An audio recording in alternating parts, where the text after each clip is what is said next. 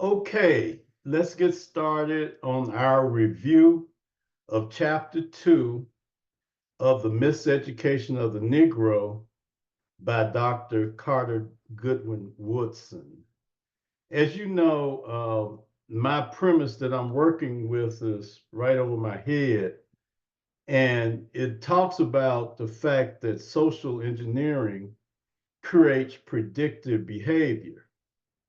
Well, um, it was really an awakening in my life after I start understanding what predictive behavior really means.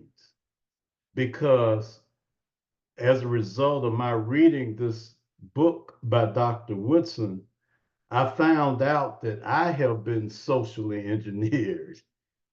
As a child, uh, my counselors at Little Rock Central High uh, directed me towards paths that would not allow me to reach my full potential. And as a result of my not understanding the message I'm attempting to send out by the review of this book, I was lost. But for the love of my sister and her vision through the Lord, uh, I was able to do many academic achievements when I was engineered to think that I was lacking the capabilities. Let's get into the book. So when we get into chapter 2, by summary, I like to just go to the highlights and read those sections and have commentary, if any. Just at the beginning of chapter 2, it was as striking as the beginning of chapter 1, where we found that people of color, like myself, did not want to engage in the study and the proficiency of our history. Let's look at chapter 2. Because of that feeling and that instillment in the development of our education, we missed the mark. And that's the beginning of this chapter. And it says this: the conditions of today, meaning 1933, the year 19, have been determined by what has taken place in the past. And in a careful study of this history, we may see more clearly the great theater of events in which the Negro has played a part. We may understand better what his role has been and how he has functioned in it. The idea of educating the Negroes after the Civil War was mainly a prompting of philanthropy.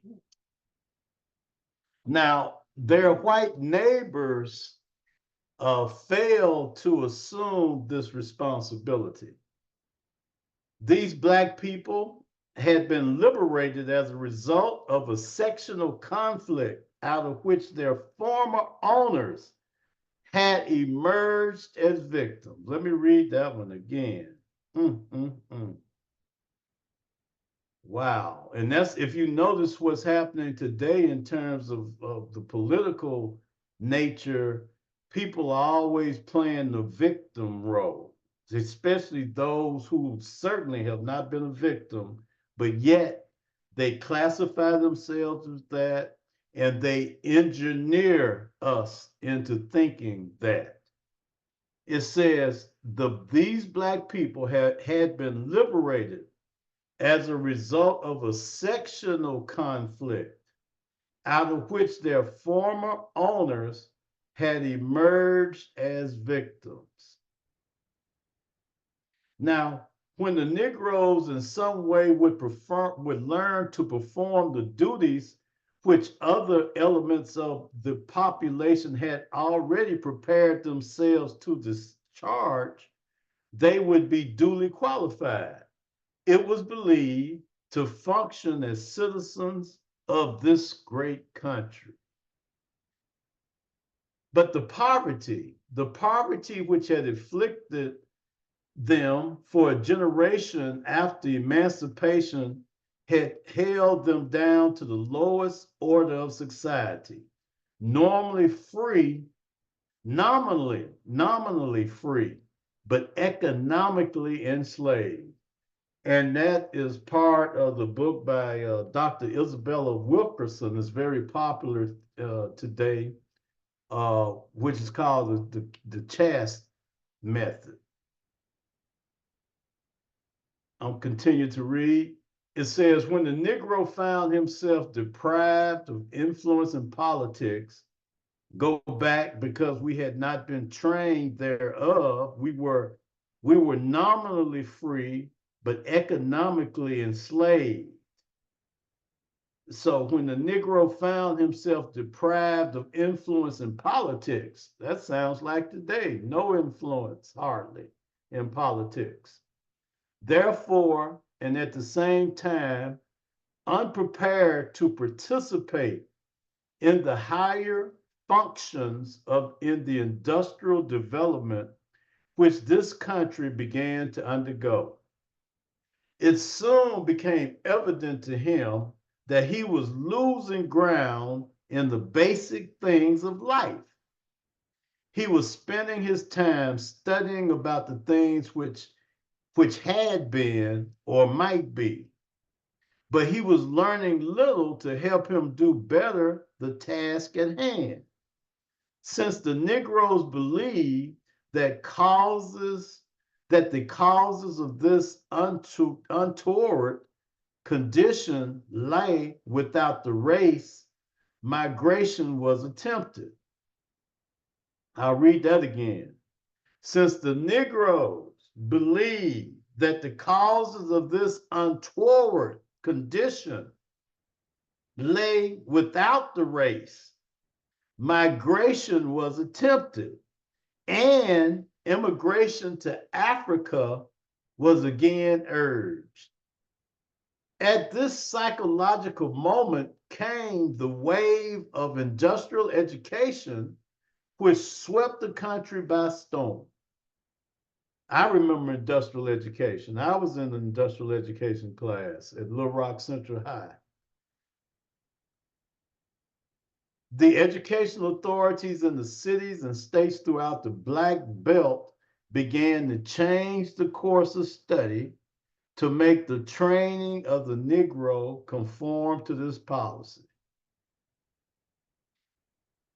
Now watch the transition here in the yellow. The missionary teachers from the North, in defense of their idea of more liberal training, however, fearlessly attacked this new educational policy.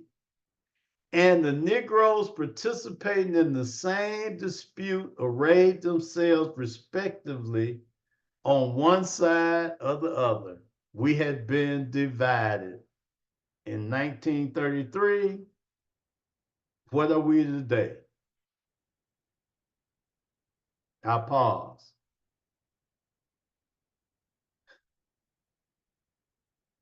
Negroes participating in the same dispute arrayed themselves respectively on one side or the other. No unity. That's what that's saying. For a generation thereafter, the quarrel as to whether the Negro should be given a classical or practical education was the dominant topic in Negro schools and churches throughout the United States. Labor was the most important thing of life, it was argued. Practical education counted in reaching that end. And the Negro worker must be taught to solve this problem of efficiency before directing attention to other things. Negroes attended industrial schools, took such training as was prescribed, and received their diplomas. But few of them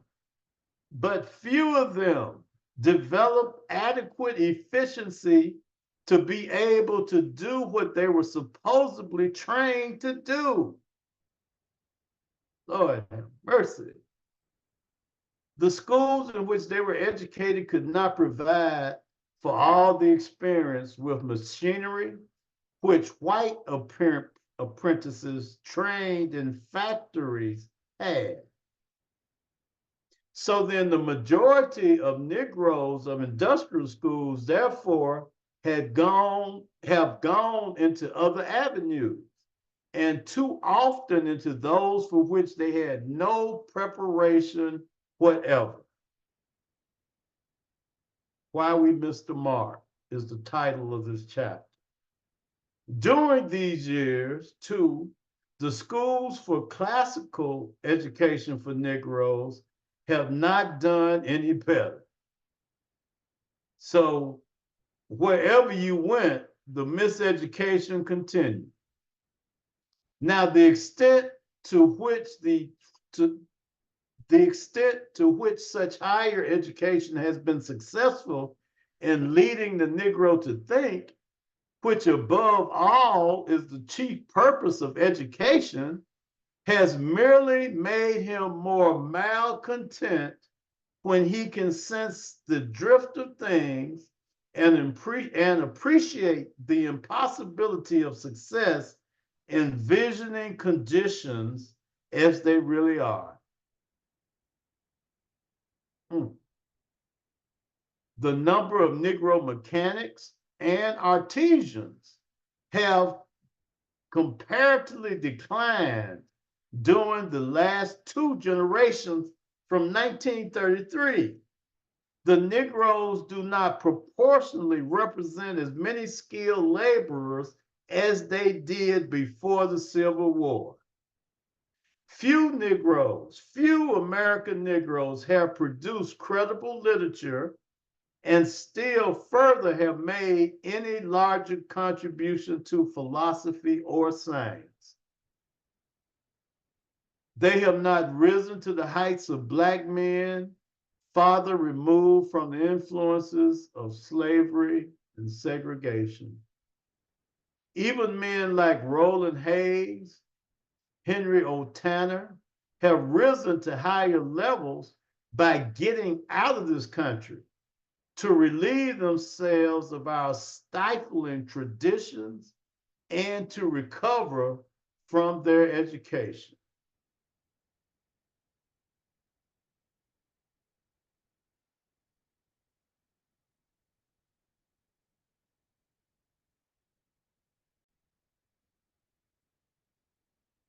Well, that's the end of chapter 2. And this is not an easy assignment that I have given or received. But God is good. I believe in Jesus Christ of Nazareth, and he will strengthen me and my family to get through this review, because it's something that needs to be said and done. God bless. Let's get in chapter 3.